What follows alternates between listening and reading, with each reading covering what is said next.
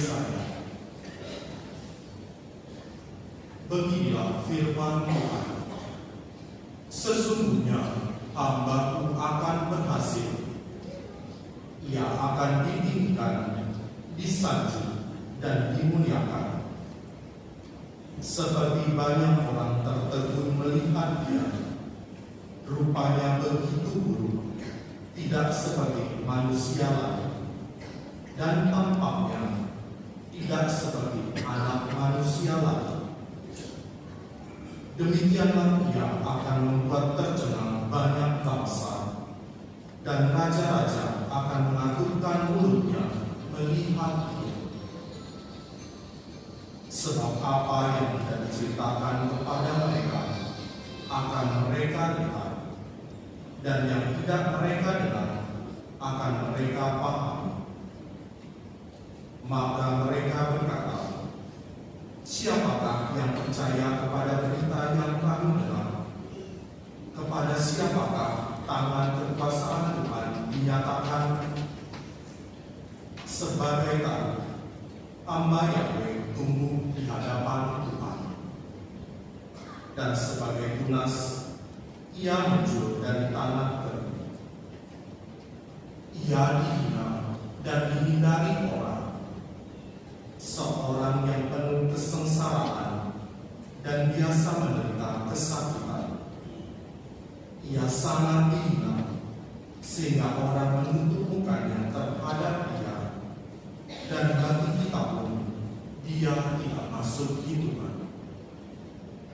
Ia tidak tampan, dan semarak pun tidak ada padanya, sehingga kita tidak tertarik untuk memandang dia, dan rupanya pun tidak menarik, sehingga kita tidak terangsang untuk menginginkannya. Tetapi sesungguhnya penyakit kitalah yang ditanggungnya, dan kesengsaraan kitalah yang dipikulnya. Padahal kita mengira dia pernah pula dipukul dan ditindas Allah.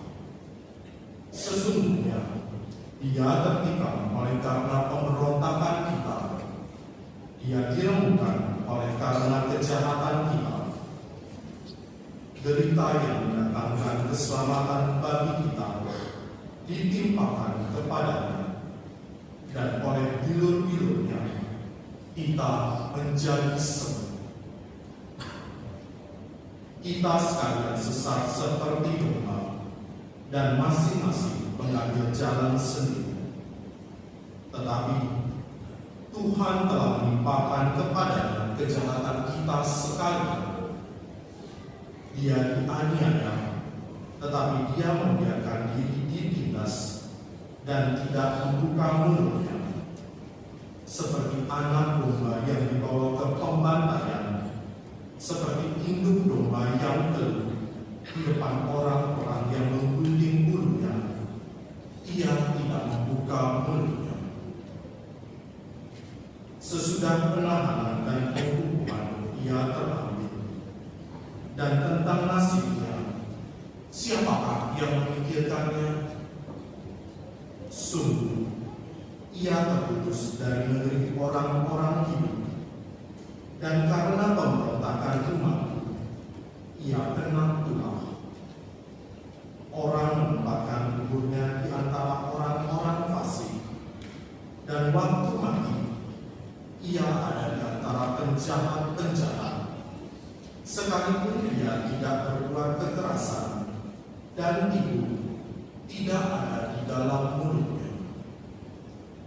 Tetapi Tuhan berkehendak meremukkan dia dengan kesakitan, dan apabila dia menyerahkan dirinya sebagai kurban sirih, ia akan melihat keturunannya, umurnya akan lanjut, dan kehendak Tuhan akan terlaksana karena dia. Sesudah kesusahan jiwanya, ia akan melihat terang dan menjadi puas.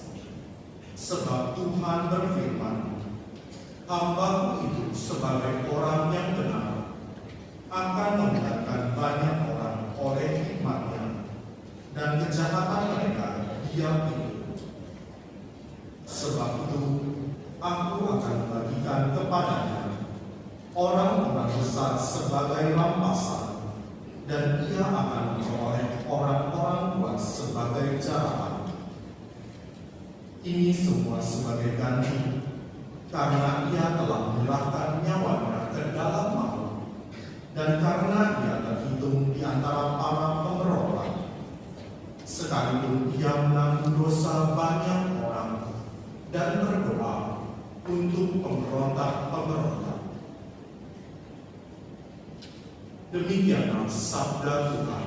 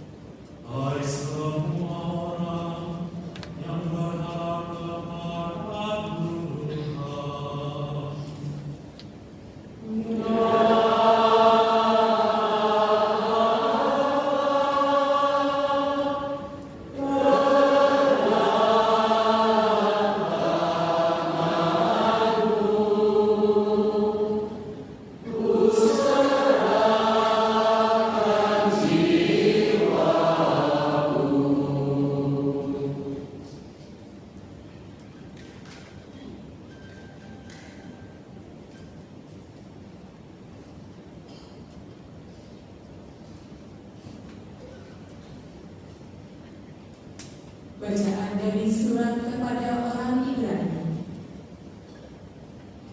Saudara-saudara, kita sekarang mempunyai Imam Agung yang telah melintasi semua langit, yaitu Yesus Anak Allah. Maka baiklah kita teguh berpegang pada pengakuan iman kita, sebab Imam Agung yang kita punya bukanlah Imam Agung yang tidak dapat turut merasakan kelemahan kita.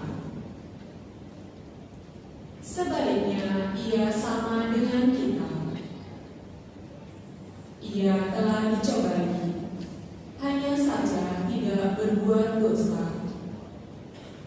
Sebab itu, marilah kita menghampiri tata kelahiran ilahi dengan penuh keberanian, supaya kita menerima rahmat dan menemukan kasih karunia untuk mendapat pertolongan pada waktunya.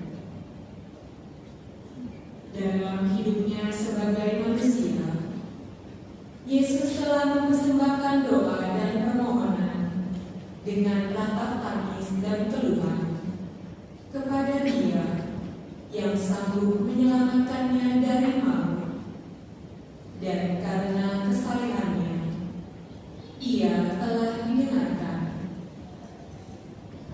Akan tetapi sekalipun anak, ia telah belajar menjadi taat. Ini ternyata dari apa yang telah dideritanya. Dan sesudah mencapai kesempurnaan, ia menjadi pokok keselamatan abadi bagi semua orang yang taat kepadanya. Demikianlah sabda Tuhan.